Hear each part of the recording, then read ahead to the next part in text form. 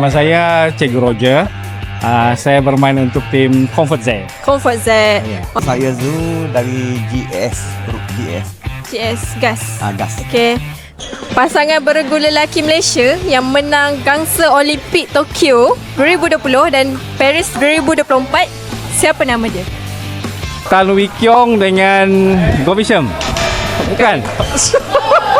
Aaron Chia dengan Dari jangan Chia Sungkit. Chia apa? So, Chia dengan So So Cuki lah. So Ho Ye. Oh So Yi. Okey.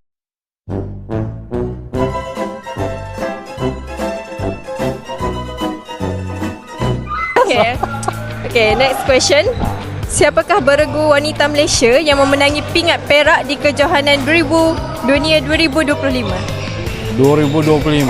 Pelitan dengan Tina. Betul. Okey. Tina dengan yang perempuan. Perli? Pelitan tak? Okey, betul. Okey. Saya Aji dari kumpulan Comfort Z. Comfort Z. Saya Zafri Haziq dari tim I3. Apa istilah yang digunakan untuk menggambarkan ketegangan, tension pada tali raket? String.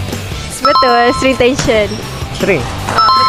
String tension. Tali string. Okey. Okay.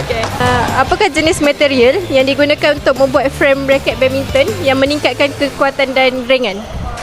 Carbon fiber. Okey, betul. Apa dia? Bermula huruf K. Okey. Okey, tak tahu.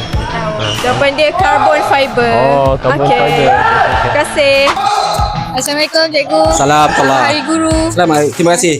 Apa nama kejohanan badminton berpasukan wanita dunia? Tak pastilah. Piala Uber. Betul. Piala Uber. Ada orang bagi jawapan ni. Ah, Kalau bocor tu nervous. Berapa banyak bulu yang biasa ada pada shuttlecock bulu ayam? Untuk satu shuttle, Ya.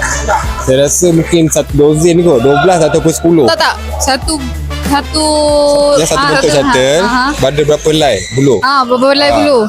Antara 12 ke 10, 10 ke 12 lah. Straight to the point. Berapa? 10. 10. Salah. Assalamualaikum. Salam. Okey tak? Okay. Okey, alhamdulillah okey. Okey. Di manakah lokasi Piala Thomas dan Piala Uber 1992 diadakan? Kat mana tu? Kuala Lumpur. Kuala Lumpur kat mana? Dekat Stadium Merdeka. Betul lah. Okey, Stadium Negara. Stadium Negara lah. Stadium Merdeka. Okey, betul lah. Jadi Kuala Lumpur dah betul. Tanya. Baiklah, terima seriously. kasih. Terima kasih Orange.